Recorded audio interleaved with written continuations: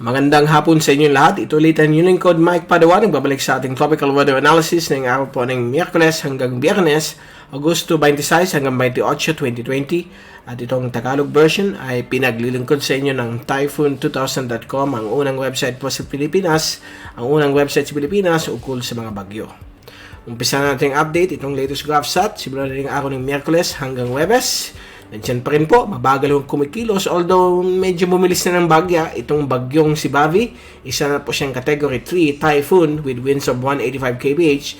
At ito po ay dumadaan na yun sa may kanluran bahagi po ng Jeju Island.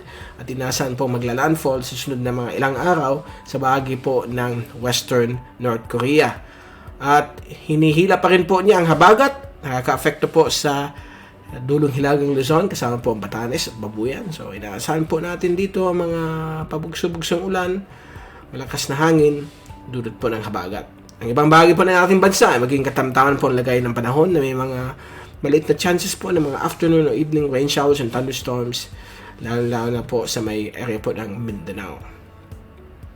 Samantala, sa silangan po ng ating bansa, meron po tayong namumuong sama ng panahon. Ito po si 94W. Sa kasulukuyan, mababa po ang tsansa na ito po ang maging ganap na bagyo sa loob ng 24 oras. But sa loob ng 48 hanggang 72 oras ay inaasahan po ito baka maging isang ganap na bagyo. Bibigyan po ito ng local name as Julian. So, babantayin po natin ito. But ang good news po nitong system na ito, lahat ng computer models ay pinapakita ng kanyang track ay patungo po sa bahagi po ng Southern Islands of Japan. So, yan po ang magiging track niya. So, ang magiging epekto lang po sa ating bansa, indirectly, yung mahinang habagat. Okay, so far, yan lamang po. Wala po tayong ikita pang ibang LPA. Mayroon lang tayong mga couple of surface trough. May shallow LPA po dito. But wala naman po yung cut sa ating bansa. Samantala, ito po yung fast animation mula sa NOAA. Ayan po, kitang-kita po natin ang lumalabas na clear eye ng bagyong si Bavi. Ito po yung si Igmi dati. At kasulukuyan ay palampas na po sa may kanluran bahagi po ng Jeju Island. Nasa outer rain bands po yan. So wala masyadong na-feel po dyan. Except mahinang hangin at mga ulan. Nasaan po yan? Papunta sa may North Korea. At ito po yung habagat. Kitang-kita po natin dito ang flow ng habagat. Affected pa rin ang extreme northern Luzon. At ito yung LPA na si 94W na inaasahan pong lalapit po ng bagya sa atin, although may kalayuan pa rin at bago siya aakyat sa susunod na 2 hanggang 3 araw. Okay?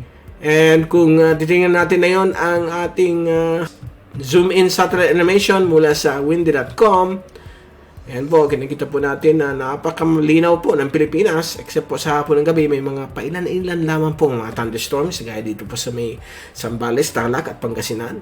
At dito rin po sa may bahagi po ng, let me see, yan po, sa may northern at central Cebu, portions ng Negros, dito rin po sa may Calamian Group, at sa may Zamboanga Peninsula, hilagang bahagi po ng Mindanao, sa may northern Caraga at sa may northern Sorsogon or sa may inland Bangsamoro. So yan po ang mga thunderstorms ngayong hapon. At ito po yung LPA, unti-unti pong nag-organized pero hindi pa po siya bagyo. Sa susunod po na 2 araw hanggang 4 na araw, ibigay natin, i-extend natin ito dahil po para makita natin kung saan ang track nitong si soon to be Tropical Depression Julian. So this is from windy.com. Ito po yung pressure, wind and rain forecast mula sa ECMWF. Then papasok natin ang GFS model in a short while. So bukas ng hapon, yan po, inaasahan pong aktibong LPA na po siya, posibleng TD. At pagdating po ng hapon ng Biyernes, yan po, posibleng tropical storm na po siya. At ayan po, kitang-kita po natin, may konting hangin mula sa kanluran. Thunderstorms sa iba-ibang bahagi po ng ating bansa. Inaasahan, mahinang habagat dito po sa may Western Visayas. Localized thunderstorms naman po sa may Mindanao. Pagdating po ng Saturday afternoon, nandiyan pa rin po siya, mababagal na kumikilos. Posibleng maging isa na po siyang typhoon habang tumatakbo po dito sa may hilagang bahagi po ng Central Philippine Sea. At pagdating po ng Linggo, bigla po ito mag-accelerate pa north. Okay, akit na po siya. Nasa tapat na po siya ng Batanes. So, hindi na po ito inaasahan magbibigay ng pangamba sa ating bansa. Although may mga konting habagat po tayo sa malaking bahagi po ng ating bansa. Tao na yung Kanluran, bahagi nito, ang Mimaropa, Western Visayas, at Western Luzon. Thunderstorm activity naman po sa Eastern Visayas, Kabikulan, at Mindanao. At pagdating ng Monday, wala na po. Nandun na po yan. Nakalabas na po ng PAR itong si soon-to-be tropical or typhoon Julian. May habagat pa rin po sa kanluran bahagi po ng ating bansa. So, yan po yung ECMWF model. Tingnan naman natin ang ating American model, GFS. Bukas, ayan po siya bilang isang TD. At Friday, pwedeng tropical storm. Linggo, akyat na rin siya, medyo pa-northwest, but isang typhoon na po siya dyan. And pagdating po ng Lunes, wala na po. Nasa may southern islands, approaching the southern islands of Japan. And habagat po dito. So, yan po ang pagkakaiba ng dalawang model. Medyo malapit po ang mag-agree yung dalawa. Lahat po sila ay paakyat. Okay, so yan po yung dalawang pinaka-reliable pagdating sa mga track ng mga bagyo.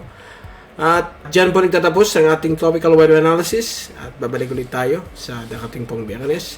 Mula sa Typhoon 2000, ito si Mike Padre nagpapaalam. Mag-ingat po tayong lahat. #WeatherWiser, #TyphoonWiser, at maraming salamat po sa pagpanood nyo sa aming Weather Channel.